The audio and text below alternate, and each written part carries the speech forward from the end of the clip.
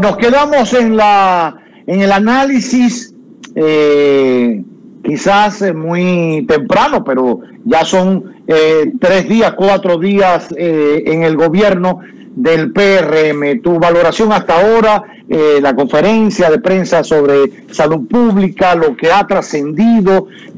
Hoy se espera el anuncio de expectativas sobre la conferencia de hoy, escolar, etcétera. Bueno, yo pienso que si el gobierno de Luis Abinader mantiene los indicadores que ha heredado de estabilidad macroeconómica, educativa, el tema de la, como les decía ahorita, de los servicios públicos de salud con el 911, si mantiene lo bueno que hizo el PLD y lo supera, no tendrá problema, siempre y cuando tenga éxito en prevenir la corrupción, porque lo único que lo puede erosionar es la corrupción. Él tiene un gran reto, oigan por qué. Yo hice un análisis de lo que han prometido todos los presidentes en la toma de posición frente a la corrupción, y nadie lo ha cumplido, solo Juan Bosch. Desde la muerte de Trujillo para acá, todos los presidentes han dicho que van a enfrentar la corrupción, y ninguno lo ha cumplido, no han podido. No pudo Guzmán, no pudo Jorge Blanco, no pudo Balaguer, que Balaguer es uno de los padres de la corrupción, no pudo Danilo, no pudo Leonel, no pudo Hipólito, y Abinader ha dicho lo mismo y ha dicho más.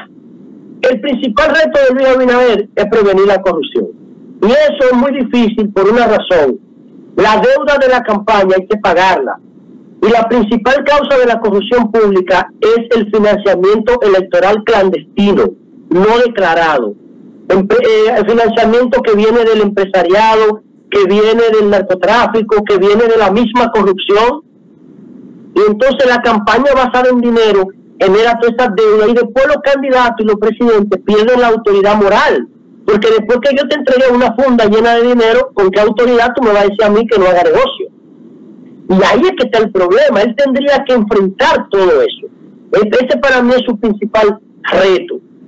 Después yo creo que como él ha empezado, si sigue gestionando la crisis como ahora, si la crisis no se agrava, porque el problema, la principal consecuencia de la crisis es que la crisis está tragándose toda la riqueza que nosotros habíamos creado en los últimos años. Sí. Porque sigue una estructura de consumo, pero no hay producción. La producción se ha detenido, el precio del petróleo es un indicador de cómo la producción se ha detenido. Entonces, ahí yo creo que él va a tener que emplearse a fondo, que es lo que le está pasando a Trump en Estados Unidos, que los beneficios económicos de su gestión ya se han vuelto sal y agua por la crisis. Y eso yo creo que son los dos principales retos de Abinader. Ahora, José, y prevenir la corrupción. Ahora, José, entrarle a la corrupción para que tenga un impacto y comience a dejar resultados, la manera más quizás lógica, porque él todavía no tiene tiempo suficiente en el poder, o sea, no tienen tiempo ni para llevarse un clip todavía para su casa, es evaluando la gestión anterior del PLD, al menos los últimos 2 años, los 2 periodos del PLD, o sea, para al menos satisfacer las grandes expectativas que ellos mismos levantaron, y creo que ha sido un error estratégico de ellos levantar tantas expectativas en varios temas, entre la procuradora, el procurador, el tema de la corrupción, ciertas soluciones, vuelvo e insisto, porque siguen planteando las campañas sobre emociones y no sobre razonamiento, no buscan un equilibrio. Yo sé que tiene que haber un poquito de emoción y de cosas, pero como caramba, hay que poner a votar a la gente de una manera un poquito más racional, y me dirán, bueno, pero mira cómo se votó ahora y se produjo el cambio. Yo creo que al final fue un cambio de emoción contra el PLD, pero no a favor de Luis, porque la gente se pierde en eso. Era contra el PLD por todo lo que ya ha explicado José Laluz, etcétera, etcétera, pero no a favor de Luis. Date cuenta de que la abstención en este proceso subió 14.3%, y tú puedes estar seguro, o sea, por encima del promedio. Y tú puedes estar seguro que de ese 14.3%, ahí no hay un voto del PRM, ese es el voto del PLD. Claro, totalmente. Que no puede votar por el PLD, pero tampoco puede votar en contra del PLD. Exacto. ¿Qué esperas entonces del enfrentamiento a la corrupción que pueda desatar el gobierno de Luis Abinader con toda la independencia que él ha declarado y ha puesto en manos de la procuradora, pero al final ella se debe a una estructura de gobierno todavía y fue juramentada por un presidente, aun cuando él diga que la Constitución es quien manda y todo? Él le tomó, porque ¿por qué no llamó a otra gente y no le tomó él el juramento con la mano sobre la Constitución y la Biblia y todas las cosas y los libros que quieran? No, porque la Constitución manda que ella se debe a eso y juramentó a la procuradora y a su procuradora adjunta. ¿Cómo responderle a esta sociedad contra la corrupción? Bueno, lo primero es que cualquier política real y bien intencionada contra la corrupción debe tener 3 componentes, en el mismo orden que lo voy a mencionar. El primer componente que tiene que tener cualquier política contra la corrupción es la prevención. Es lo primero. ¿Y cuál es la instancia que juega un rol determinante en la prevención? La comisión, un rol determinante en la transparencia pública. Para mí, esa es la institución clave, más importante que la Procuraduría, porque esa es la que tiene la capacidad y la autoridad de prevenir que se produzca la corrupción. Después, el segundo componente que tiene que tener una estrategia anticorrupción es procurar recuperar lo robado. Lo demás es venganza. Una actitud racional frente a la corrupción es decirle a la persona que se demuestra que robó, no hay que esperar un juicio final, una sentencia definitiva, porque si usted no puede demostrar su fortuna, el Estado se la puede inhabilitar en lo que viene la sentencia definitiva. Es simplemente, si usted tenía 3 y ahora tiene 10, demuéstreme de dónde sacó los otros 7. Si no me lo puede demostrar, te lo inmovilizo hasta que venga una sentencia. Entonces, eso tiene que ser prioritario, la prevención y la recuperación de los robados. Y el tercer componente, la persecución. ¿Qué pasa en este caso? Recuerden ustedes el voto disidente de Miriam Germán Brito frente al procurador Jean Alain Rodríguez. ¿Lo recuerdan? Miriam le dijo, el problema de Miriam con Jean Alain viene por ese voto disidente, porque Miriam dijo que el voto, que el expediente de Odebrecht estaba mal sustentado, que tenía muchos vicios de investigación. Ahí es que viene el problema de ellos dos. Por eso es que Jean Alain en el Consejo de la Magistratura, el Consejo de la Magistratura, cuando lo está evaluando, entonces le indilga la acusación de corrupción judicial y de enriquecimiento ilícito, que se lo digo en su cara. Entonces, Miriam es una mujer que conoce y respeta el debido proceso. Entonces, los jueces no van a juzgar corrupción si el Ministerio Público no le lleva expediente. Claro. ¿Entiende? Entonces, yo no sé hasta dónde Miriam esté dispuesta a jugar el rol de desatar una serie de investigaciones, a menos que la Cámara de Cuentas se las ponga en la mano. Y la DPCA. Y después está que esos expedientes, y después está el hecho de que esos expedientes se puedan sustentar y que logren una sentencia que llene las expectativas de una sociedad que lo que está es buscando sangre ahora mismo, ¿no? De lo que está buscando sangre, de aquí a diciembre, ellos tienen que tener 500 procesados.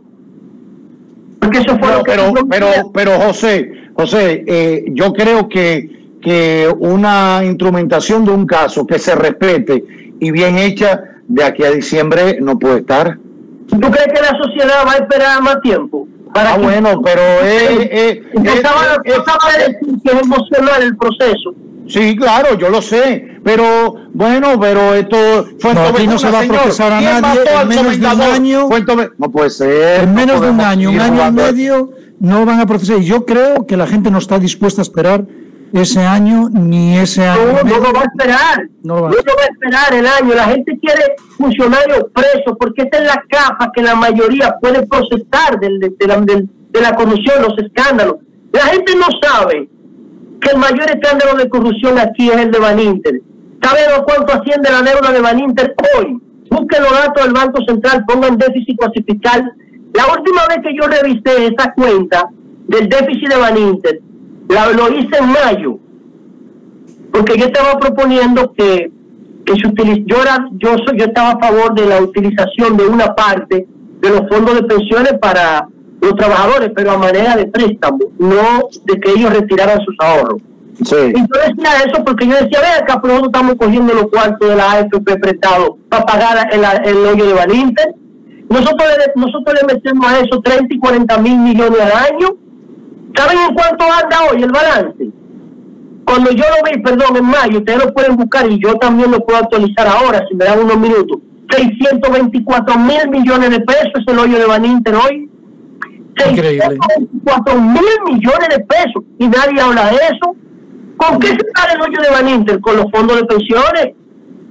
Que se emiten bonos, para que la gente entienda, José, que se emiten bonos del Banco Central, para que la gente entienda, se emiten bonos que se colocan en los puestos de bolsa, sobre todo del país, y entonces la gente va, coloca ese dinero, y ese dinero, va... No es la gente, Roberto, son las AFP. Sí, claro, bueno, exacto, pero es con un dinero, la AFP, los fondos de pensiones lo hacen, con un dinero que uno paga de su fondo de pensión que te quitan todos los meses. Claro, pero oye, ¿dónde está el círculo vicioso? Mira para que tú veas, ¿quién al final está pagando la deuda de Baninter? El mismo pueblo. Sí. Porque mira, con el dinero de los trabajadores se capitaliza las AFP. Entonces las AFP cogen el dinero de las pensiones y pagan la deuda de Baninter. ¿De quién es ese dinero? De los trabajadores. Claro.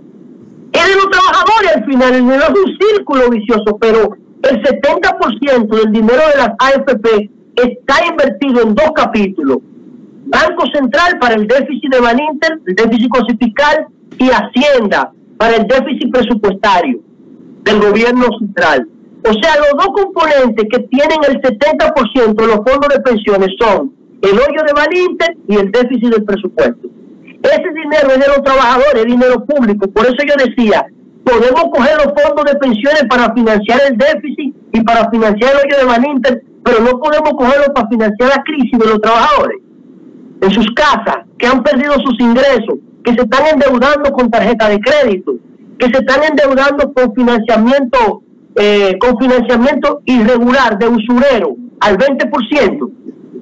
Entonces, por eso yo decía eso. Pero volviendo al tema de la corrupción, yo creo que el gobierno tiene que darle respuesta a la sociedad. Y otra cosa, yo como PLDista quiero que todo el que se robó dinero del Estado sea procesado en la justicia, porque me ensuciaron la marca de mi partido.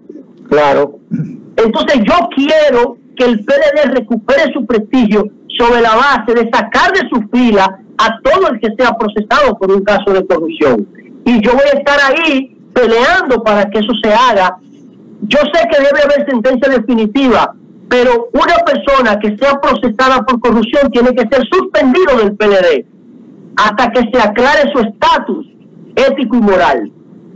Entonces a mí me conviene como PLDista de relevo que procesen a todo el que robó, y por eso yo estoy impulsando de alguna manera esa reforma, aunque yo no sea del PRM.